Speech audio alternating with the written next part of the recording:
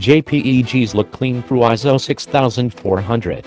At ISO 6400 you can still process the RAWs to obtain more detail, though the trade-off is a lot of grain and hot pixels in dark areas.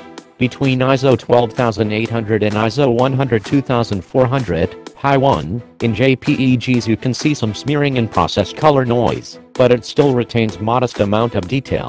Beyond that, you can still get recognizable photos at small sizes.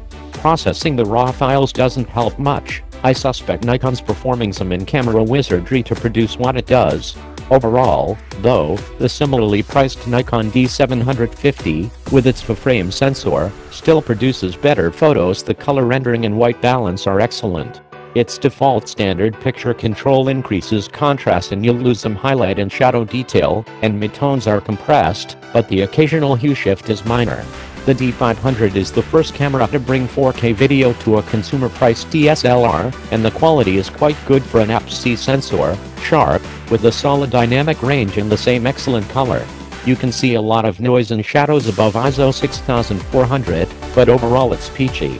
JPEGs look sharp and clean in the low ISO sensitivity range. Despite the stratospheric ISO sensitivity claims, JPEGs are only clean through about ISO 6400, though depending upon the scene and lighting you may get pretty good results through ISO 25600. You don't want to venture into the expanded sensitivity ranges often, but they'll serve if you're desperate in low lighting.